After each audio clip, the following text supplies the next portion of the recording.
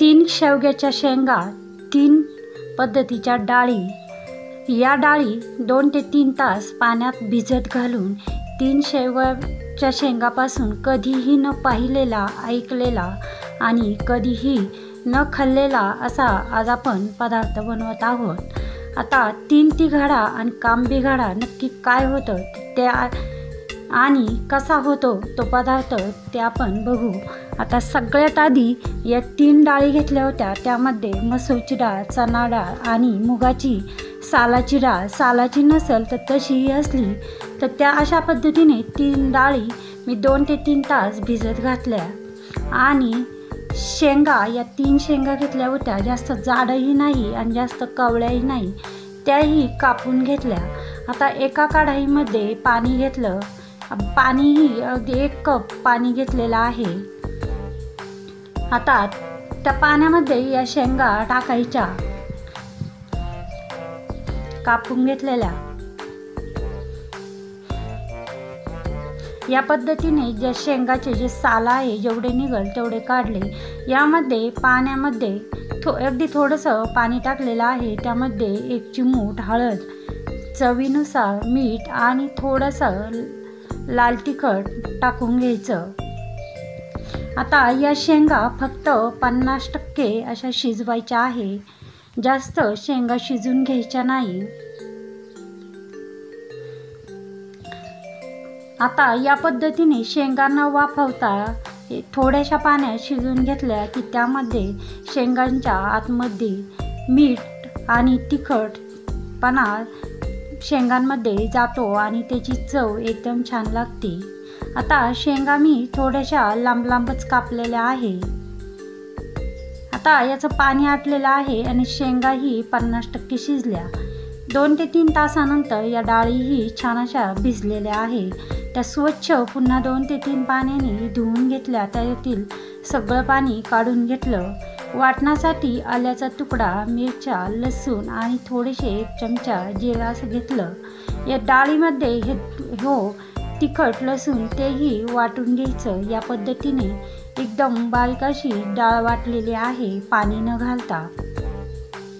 ज्या पद्धतीने वडे बनवण्यासाठी, वाळवणीचे वडे बनवण्यासाठी डाळ वाटतो त्याच पद्धतीने आता या डाळींमध्ये, वाटलेल्या डाळींमध्ये एकदम बारीक कापून घेतलेला कांदा, कोथिंबीर, चवीनुसार मीठ टाकलं.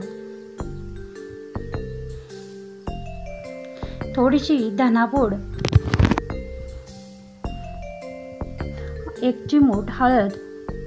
आता हे व्यवस्थित असं हाताने मिक्स केलं म्हणजे कांदा, कोथिंबीर, हळद सगळीकडं, मीठ सगळीकडं लागलं जाईल. असं एकदम एकजीव असा बनवून घेतलं याचा गोळा.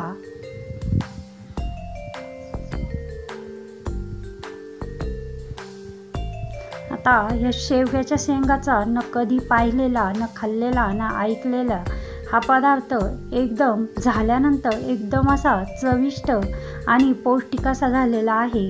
लहान मुलं तर काय तर मोठेही मागून खातील एवढा हा चविष्ट झाला. आता एका पातेल्यामध्ये पाणी घेतलं आणि चाळण ठेवली. आता हे शेंगा त्याही थंड झालेल्या आहे. या पिठामध्ये या शेंगा बुडवायच्या नाही तर त्याला या पद्धतीने हाताने या शेंगांना, ज्या डाळीचं आहे ते सगळं कोटिंग केलेलं आहे.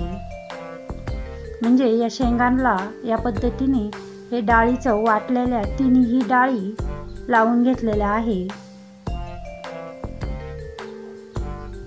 या पद्धतीने वाटलेल्या डाळींचं पीठ असं लावून आणि या शेवग्याच्या शेंगा या चाळणीमध्ये वाफवण्यासाठी ठेवल्या. एकदम चविष्ट आणि पौष्टिक असा हा पदार्थ बनतो. सगळ्या शेंगांना या पद्धतीने या डाळींचं कोटिंग केलेलं आहे. एक शेंग घेऊन या पद्धतीने ज्या वाटलेल्या डाळी आहे त्या सगळ्या शेवग्याच्या शेंगांना लावलेला आहे आणि या पद्धतीने वाफ देण्यासाठी ठेवलेला आहे. फक्त 5 ते 10 मिनटं वाफेमध्ये हे शेवग्याच्या शेंगाचे थोड्या वेळ आपण वडे किंवा मुटकुळे म्हणू ते वाफ देऊन होतात. आता वाफ झालेलं शिजलं हे कसं दिसायचं, तर हे जे आपण डाळी लावलेलं आहे, डाळीचं कोटिंग केलेलं आहे, त्याचं असं कडक बनलं जातं, म्हणजे निघत नाही. आता चाळणीतून एकदम थंड झाल्यानंतरच काढलेलं आहे, नाही तर ते कोटिंग आहे लगेचच्या लगेच काढलं की ते निघून जातं. कढाईमध्ये तेल घेतलेलं आहे.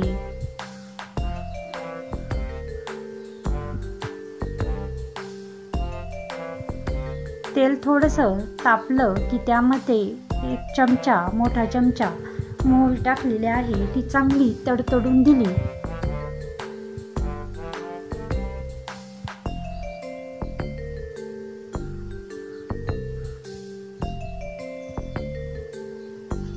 आणि थंड झालेले शेवग्याचे मुटकुळे किंवा वडे, थोड्या वेळ वडे म्हणू ते यामध्ये टाकून अलगद हाताने सगळीकडून हे वडे भाजून घ्यायचे आहे या फोडणीमध्ये.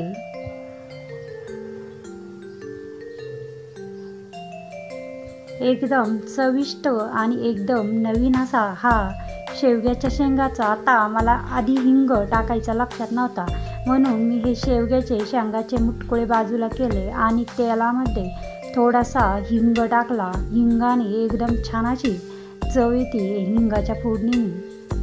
2 ते 3 मिनटं खाली जळू न देता छान असे हलवून घेतले आणि एकदम मस्त असे शेवग्याचे शेंगाचे पौष्टिक असे वडे बनवून झाले.